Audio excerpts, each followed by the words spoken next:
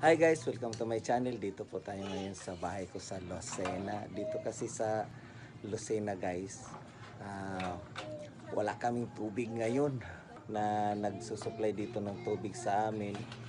Ay, hanggang ngayon, dito sa Purok Pagsisikap, Gulang-Gulang, Lucena City, wala talagang tagas ang gripo namin. Hindi pa nakakatikim dito. Almost 2 months na kami. Kaya ngayon nagrarasyon sila ng tubig. Yan, inaabangan namin ngayon guys. Tingnan yung guys kung gaano karami yung nakapilang mga drum at saka galon. Nakapila na oh. Yan. Ito pa dito. Hanggang yan doon sa ano. Naghihintay yan guys na. Naghihintay yan ng yung truck dahil nag-deliver ng tubig. Yan, tingnan mo yan. Yan. Yan. Papunta yan dito guys. Yun, ganun kahaba. Yun, sa dulo na yan. Sa dulo na yan, ganyan yung kahaba ng nag-aantay dito ng tubig na rasyon. Kasi almost 2 months na kami dito. Itong area na to, almost 2 months nang walang tubig dito guys. Nandiyan na truck? Ha? Yan, pumasok na nga. Andito na yung magdi-deliver sa amin ng tubig. Wala, hindi na kasi kami naliligo ngayon eh. Ha? Makakaligo na ba tayo? Ano ninang? Ha? Sa dulo mo na. Ayan, ay taga Quezon Metropolitan Water District. Yan, yan ang magdi-deliver dito ng alam naman niya daw ang hilera. Tubig dito sa amin ng libre. Kawawa naman itong mga kapitbahay ko dito. Kawawa kami lahat dito.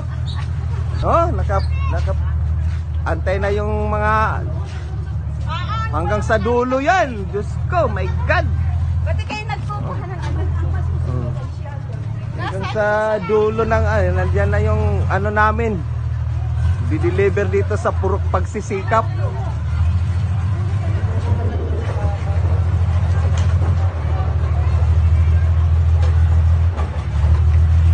Nagrarasyon ng tubig dito guys dahil ang buwan na rin wala kaming tubig dito sa gripo.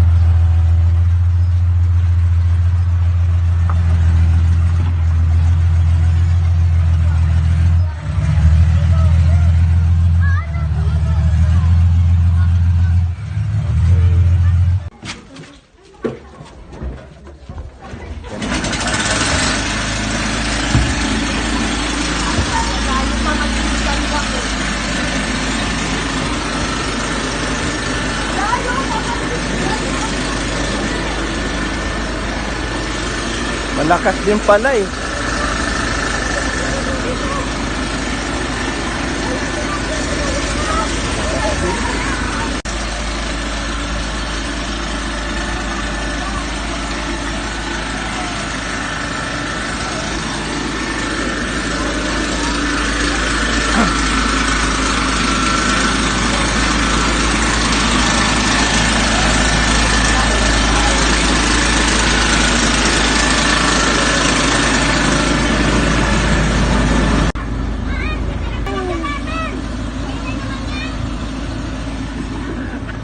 Guys, nakaigib na tayo kanina o ng rasyon kaya yun, dito na lang tayo sa labas maligo.